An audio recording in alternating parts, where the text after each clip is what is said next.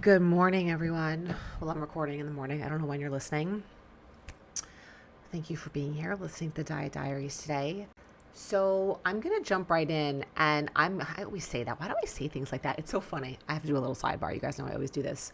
Ben called me out on something that I didn't realize that I do. Something that I always say. So when I listen back to my podcast episodes, I say right all the time. Like I'll say a statement, and then I'll go right, right, right.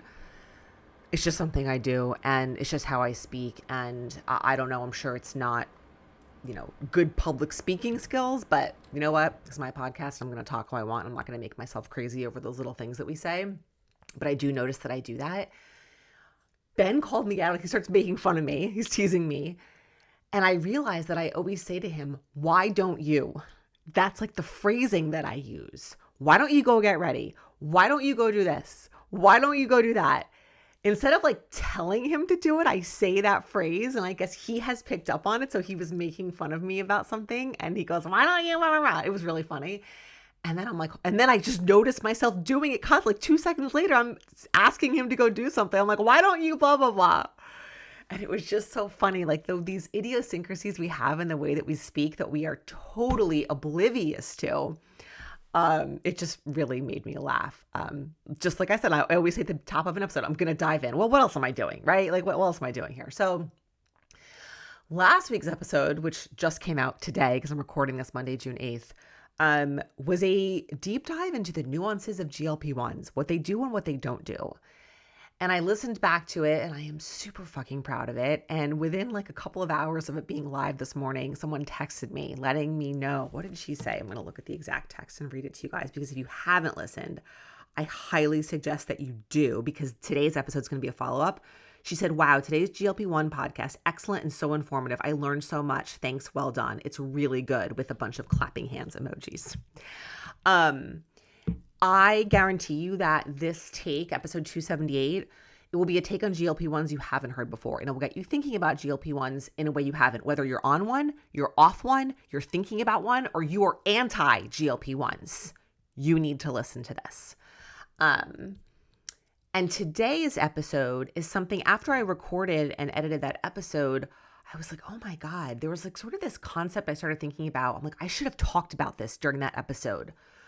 But what I love about my podcast is I record and then it gets me thinking. And sometimes when I'm done recording an episode, I'm like, oh my God, why didn't I say this? Why didn't I say that? I should have said all these things. Well, you know what? Guess what? I can just do it the next week or 2 weeks later or whenever it comes back. That's the luxury of having my own place to share and speak. So what I wanted to talk about this week that's a follow-up is this idea that I started having around what GLP-1s do, right? So kind of fitting into that part of the conversation in terms of how they impact our appetites. And I will also say that I've been playing around in the social media app Threads a little bit.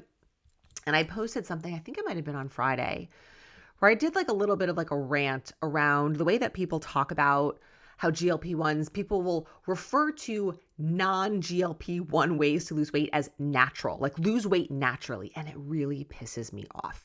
Okay. Like, what does that even mean? That's like a made up. Natural is a word that has been hijacked by marketing to mean something, and not even just mean something, because of course there's a definition to the word natural, but you have a moral implication. And to imply that something that is natural is better than whatever it's implying is not natural. Right. And so when people talk about natural ways to lose weight, there is an implication that using a GLP-1 is bad or problematic, just across the board, right? Anyway, I'm not going to get into that today, but it's like I got like a shit ton of views and a lot of comments because of the nature of the topic. Like it just got thrown into a lot of people's algorithms, and it got like, I don't know, 50, 60, 70 comments or something like that. And I responded to some, and some were really obnoxious, and I ignored those. But all this to say is that there was some conversation in there around what GLP-1s do in terms of your appetite and suppressing your appetite. And it really got me thinking, and here's what it got me thinking about. Yes, by nature, a GLP-1 impacts your appetite. It reduces your appetite. Now, there are different words that you can use to describe that. And I think part of it is going to be, what is the lived experience of the human who is taking that med? Because it is different, because GLP-1s do not impact everyone the same. I as we all do, know many people on GLP-1s, and I have had very in-depth conversations with them between clients, family, and friends. And what they talk about being their personal experience is drastically different between each other. So it is not universal. And some people will say, yeah, it kills my appetite. It suppresses my appetite. It reduces my appetite. But I think what's interesting here is the concept between regulating your appetite and suppressing your appetite. And what a GLP-1 is doing for you, what you want it to do for you, and how you are responding to what you're experiencing, right? So here's what I mean. For people, and again, I talked about this in last week's episode, but these drugs, the ones that are approved for weight loss, were developed for people who have obesity, right? They have not been researched. They have not been tested. They were not developed for people who are wanting to lose 5, 10, 15 pounds. That is not a judgment. That is not a criticism. That is a statement of scientific fact. Okay. You might not like that, but that is true. And so the idea is that people who struggle with obesity often have an appetite that feels insatiable, that feels uncontrollable, that no matter how much they eat, it's never enough, right? And there is a biological mechanism that is driving that, right? There are hormones that trigger hunger, there are hormones that trigger fullness, and they can definitely become dysregulated for lots of different reasons. And there are many other things, that's like a terrible word, but just I'm going to use it, things that can impact your true biological hunger, but then also your perceived level of hunger, right? Because we eat for many other reasons besides biological hunger. We eat because we're stressed, because we're sad, because we're happy, because of the circumstances, because of timing. There's lots of reasons why we eat. So that's driven by forms of hunger that are not biological hunger, which is when you feel that true emptiness in your stomach and your body is telling you, I need calories, I need nutrients, right? Hunger is a sensation that is a communication from your body to you to tell you that your body needs food, right? And absolutely that mechanism can get messed up. And in a lot of people who have obesity, it is messed up. And I don't mean messed up and that's bad, but it is. It's dysfunctional. It's not functioning in the way that it should. And so GLP-1s help regulate that. And I use the word regulate very deliberately, because it helps get their, let's call it an overactive appetite, back in line, moderated with what actually meets their body's needs, right? Because a lot of people who have obesity are eating way more than their body needs, way more than they want to eat and way more than their body needs. People who struggle around food and have a disordered relationship with food often struggle with that too. I have struggled with that in my past, and I never had clinical obesity, right? Meaning my BMI never was above 35. My waist circumference now would tell a different story, because there was a point in time where I had like mid to high 30s, close to a 40-inch waist circumference, which relative to my height, because that's the important information there, probably put me into the borderline obesity category, even though looking at me, you would never say, oh my God, she has obesity.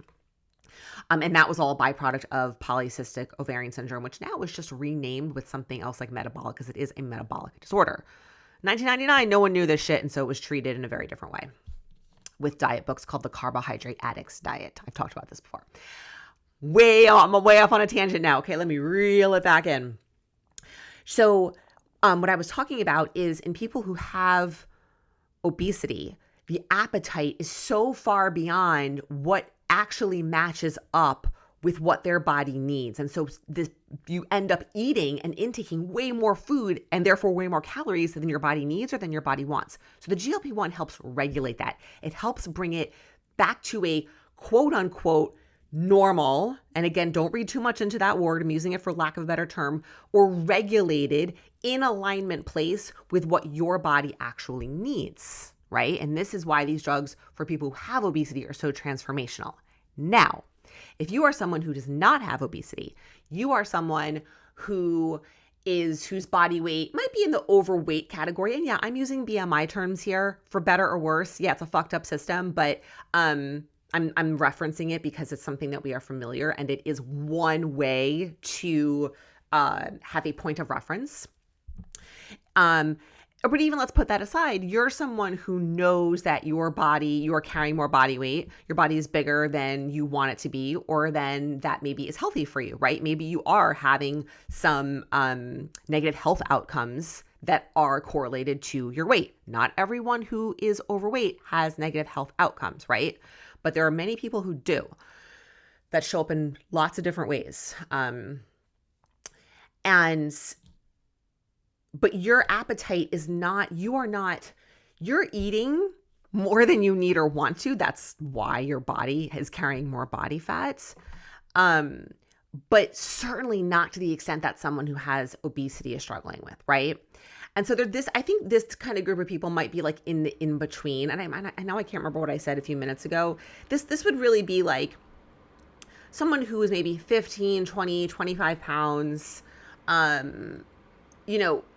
does not have clinical obesity, but definitely has, and the clinical term is has overweight, not is overweight, just like has obesity. You don't like, I would never say someone that is obese. I always say has obesity because obesity is a disease. So the clinical term is like has overweight, meaning overweight as a kind of like a condition. GLP-1s, again, do the same thing. They're going to bring your appetite, again, they're going to start regulate. But I think what happens then is someone who is in a kind of more like average size body, but who wants to lose 5, 10, 15 pounds because for like aesthetic purposes, or because their clothes have gotten tight, or they're just kind of feeling a little out of control around food, whatever the reason is, that becomes more in the realm of appetite suppression, like where your appetite is not out of control the way it is for someone who has obesity. Your appetite is like, might feel tough at times, and you absolutely can feel like you might have a ton of food noise, but having food noise and having a dysregulated appetite are different things. And what's interesting about GLP-1s is they impact both, which is really cool, right? They are going to reduce your appetite, and they're also going to impact your food noise for some people, and they impact the food noise to different extents. And I think that's very important to realize, that a GLP-1 does not, for some people, it does not completely knock out food noise. For others, it doesn't. That's why solely relying on that to do the work for you is not going to get the job done. I was just messaging with someone who's been on a GLP-1 and was saying, like, I want to speed up my weight loss. My brain's telling me, oh, should I do Weight Watchers in conjunction with this, right? Like that stuff is all still there. Like it doesn't just go away. Like a lifetime of dieting and restricting and regulating your food intake in a very rigid way doesn't just go away. You don't forget about that. Your brain doesn't unlearn that stuff because you're taking a GLP-1. That's not just going back to last week's episode, what do GLP-1s do and don't do? They don't do that, right? So all this to say that for people who are using the GLP-1s to lose a smaller amount of weight, like 5, 10, 15 pounds, and you, again, are probably more likely getting a compounded version because you're going to be less likely to be able to get it from your physician when you're looking to use it for that amount of weight loss, although some people definitely are. It is much more about suppressing your appetite than regulating your appetite, right? And I've seen people talk about this anecdotally. There's an influencer I follow who has openly talked about this. She was already very, very thin to begin with and went on a GLP-1 for a health condition that's off-label, which I know nothing about. So if her doctor prescribed that for her, fine. And she talked about, I didn't go on it to lose weight, but I went on it for this other reason, an off-label thing, meaning it's not FDA approved for that. It was a like ulcerative colitis, or definitely not Crohn's. I think it was ulcerative colitis. So an inflammatory bowel disease. And she's like, and I lost 10 pounds as a result. She's like, I'm not mad at that. She's like, and I'm also not, and she talked openly about this, I'm not mad at the fact that it helps keep my appetite in check. And this is someone who was already very thin, like factually speaking, who's now even more thin, right? And she feels really good about the fact that this is making her eat less. And this is where this is me definitely sharing some more subjective opinions here, right? That's not appetite regulation, that's appetite suppression, right? Someone who's already in an average size, or maybe by definition, a thin body, who's using a GLP-1, you're not regulating your appetite, you're suppressing your appetite. And it's like, well, how little can I eat? And I'm not saying that everyone is thinking that way.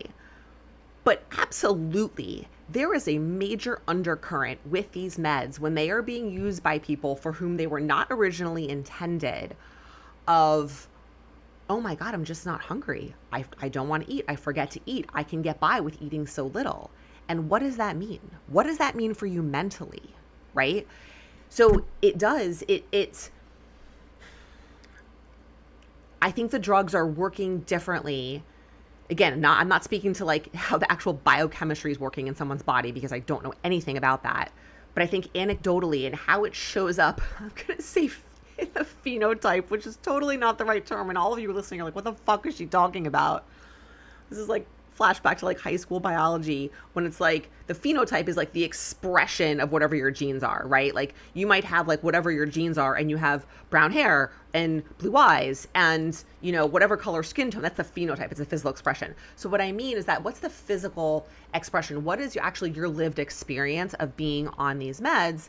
And when you are not, when you don't have obesity, and maybe you're not even, or you don't have overweight, or maybe you're borderline, your appetite is not out of control. Your appetite is not dysregulated. You're not eating massively more food than you need to be for your body. That doesn't mean you don't have food noise. That doesn't mean you're not emotional eating. That doesn't mean that you can't, that doesn't mean that you don't not want to lose weight. Hope that makes sense. That's not what I'm saying. What I'm saying is that suppressing your appetite in that place is very different. And what you feel is going to be, I think for a lot of folks, very different than someone whose appetite feels out of control. And without these meds, they are eating a massive quantity of food, right? Because there's a lot of people out there who struggle with food noise, but then don't act on it. This is like a huge part of disordered eating. And there's a lot of people who struggle with massive amounts of food noise and do act on it. And again, I'm not saying this is not a judgment at all. I hope you understand that. This is just an explanation of different people's lived experiences. And so, yes, to the extent that a GLP-1 can impact food noise and then help you in turn eat more in line with what your body needs, awesome. But I think there's a huge gap. I think a lot of people are not being honest with themselves in the way that the GLP-1s are impacting their appetite, right? I have, again, talked to people. I've read, there's a lot of articles in the media out there now, not making as much noise as like all the quote unquote like success stories or whatever, but I guess it depends on like what your algorithm is feeding you for sure. But I also think it's worth seeking some of this out, and I'll try and post a couple links in the show notes where, because of the way these meds work, the appetite suppression is real, and it becomes like people are having a hard time eating enough, right? This is why you see people who are losing drastic amounts of weight, like that you're seeing in Hollywood, that you might even be seeing in your community, where you see someone and you're like, oh my God, like, okay, maybe this went a little too far. Like, okay, cool. Like you used a GLP-1 and you lost some weight. Great. But like, let's like slow your roll here a little bit. Like what's going on? Because your appetite is so suppressed from the meds that you're just like not eating enough. And let me tell you, that is not making you healthier.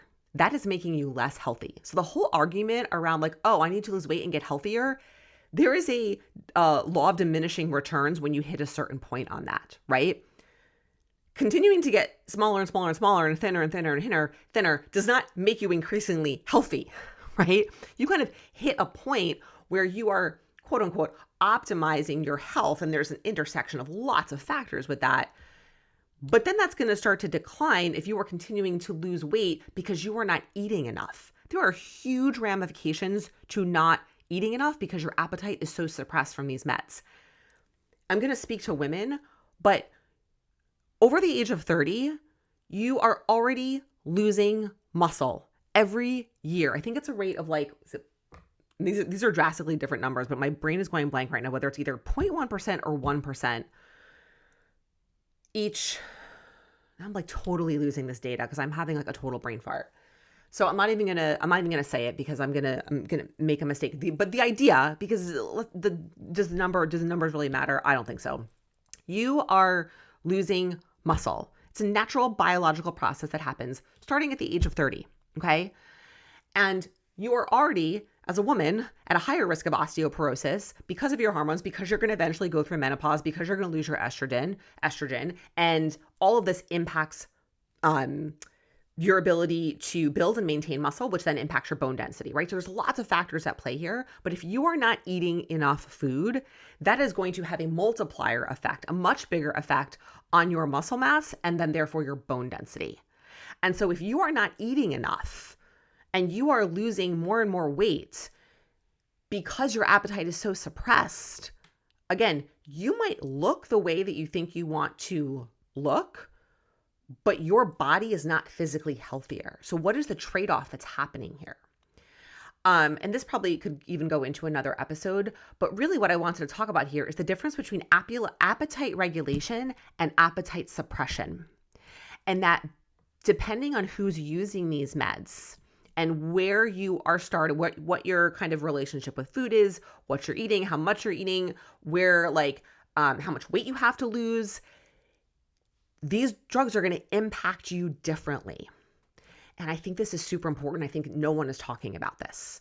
That I think broadly, you're going to see physicians talk about it. I think general as appetite suppression. But if you have, again, I'm going to say this again for the 6th time in this episode, if you are someone who has obesity and you feel like you can never stop eating and you're just eating thousands and thousands of calories every day, it's going to suppress your appetite, but it's going to bring it back to a baseline, right? So it's going to suppress it from out of control to what matches up with what your body's intake needs are. So that would be kind of regulation. You know what I mean? It's kind of like if you have out of control emotions and you can never control yourself and you learn how to regulate them, it's you kind of get back to baseline. Wait, for someone who has no emotion, this is a terrible, I don't even know, it's terrible analogy, but I'm not even going to finish that comparison. But whereas if you are someone who again is oh my God, I want to lose 10 pounds. I'm going to go on one of these. Your appetite is likely not out of control. If you quote unquote only have 10 pounds to lose, your appetite's not out of control. Does that mean that there isn't some stuff going on? No, of course. There could absolutely be some stuff going on. And there's no judgment here for you wanting to lose 10 pounds. You can totally want to lose 10 pounds. Fine. But those meds are not going to regulate their appetite. They're going to suppress it. And you are going to eat far less. A lot of people, not everyone, far less than your body needs. And what are the implications of that in terms of your health, right? So we very often, when there are smaller amounts of weight to lose, and it's done because it's done for aesthetic reasons, you don't like how you look in the mirror, some of your clothes are fitting tight, and it just kind of feels uncomfortable, that stuff's all valid and real, right? You are allowed to look in the mirror and not be happy with what you look like, to see that you have gained weight, to see that your body looks different, right? Again, I feel I keep caveating this, which I'm annoying myself that I'm doing this. You're allowed to feel all of that. That is very real. And I'm not saying that you can't use a GLP-1. You can do whatever the fuck you want. What I'm doing here is I'm trying to educate you and I'm trying to get you to think critically about what is happening and to pay attention and notice if you're on a GLP-1, if you're thinking about a GLP-1, what is the experience that I'm having? What is my lived experience? What am I eating? How am I eating? Why am I eating? How has my appetite been affected? Am I eating enough? Am I strength training? Am I taking care of my body? Or am I only focused on how much is the scale down and what size clothes am I fitting into and what do I see when I look in the mirror? If those are the only things that you are paying attention to, that's when there's a problem, right? Yes, you can be paying attention to those things, but it has to be alongside all of these other pieces around it. What am I eating? Why am I eating? How am I eating? How am I feeling? Am I eating enough? How am I moving my body? How am I feeling in my body? Am I feeling strong and capable? Am I feeling weak? Or am I noticing anything in my ability to function and do things as a result of what and how much I'm eating, right? You got to be paying attention to this stuff. And I think very few people who are on GLP-1s are. Especially people who are on them who are at much more quote unquote normalized starting weights because they're getting them from much more unregulated places and they're just going off and walking into whatever cryotherapy or their Botox place and getting a GLP-1, injecting themselves and doing this on their own with no supervision, no oversight, nothing. Where someone who has obesity is much more likely to be getting it from a physician who hopefully is overseeing it in some way, although it really blows my mind how hands-off a lot of doctors are with these meds, and who are not checking in and regulating and how are things going and what are you eating and what are you noticing? Like it really blows my mind. So what I want you to think about, your takeaways from this are, again, and this like, if you're on a GLP-1, if you were on one and you're now off one, I mean, I'd love to hear from you about what your experience has been. If you're considering one, thinking about this idea of regulation versus like suppression, and what has your experience been? And what do you want your experience to be? Like, are you taking one of these so that you never get hungry? That's problematic. Hunger is a normal part of being a human. It's a survival instinct that's essential so that you are getting enough food. Because if you never feel hungry, you're not going to eat enough. And there are massive ramifications to that. Being hungry is also what makes eating enjoyable and pleasurable. And humans are, I don't factually know this, but more or less making assumption, to my knowledge, one of the only species, if not the only species, that eats for pleasure, not just for survival. And what are the implications of that for you? Like, are you still enjoying food? Do you look forward to eating? Again, like, and are you eating enough? Or is this like, how little can I eat? Or how unhungry can I make myself? And what happens when I do feel hungry? Like, I have worked with so many clients, not even clients on GLP-1s, but who feel afraid of being hungry. I know that feeling because it's like when you're hungry, it's like, whoa, what's going to happen? I don't trust myself when I get hungry. I'm going to overeat. I'm going to overdo it. Right. So sometimes it feels comforting and safe to not feel hungry because then you don't have to worry about overdoing it. But that's where we talk about a GLP-1 is not, things that GLP-1s don't do is they don't repair that completely dysregulated relationship with your body's signals and with your fear of hunger, right? They're not repairing that. In some ways, like, they're making it worse. And these are the things that nobody's talking about around these meds that are having vast and far-reaching implications that nobody knows about. I know about them because I'm paying attention and I'm listening and I'm reading between the lines, both in what I'm seeing in the media, what I see people talk about, clients who are on GLP-1s, friends and family who are on GLP-1s, and people's general history with diet culture, right? Like, you don't come out of this, like, you don't just like grow up in diet culture, take a GLP-1 and everything's fixed. Just like you don't have depression and, take Wellbutrin and everything's like, oh, everything's wonderful again, right? No, you're doing fucking a shit ton of therapy alongside that. To me, it's like the same thing. Like, yeah, use a GLP-1, get that biological pharmaceutical support for things that feel really difficult, but then also, where's all the internal mindset work around how you're thinking about food, why you're eating, what you're eating, how you're thinking about your appetite in your body? They go hand in hand. It's not one, or it doesn't have to be one or the other. So, this got long. I hope this got you thinking. Again, love to hear your experience. If you're listening, you're on a GLP-1, you're off a GLP-1, you're thinking about a GLP-1, you're anti-GLP-1s. Love to have the conversations. And more next week.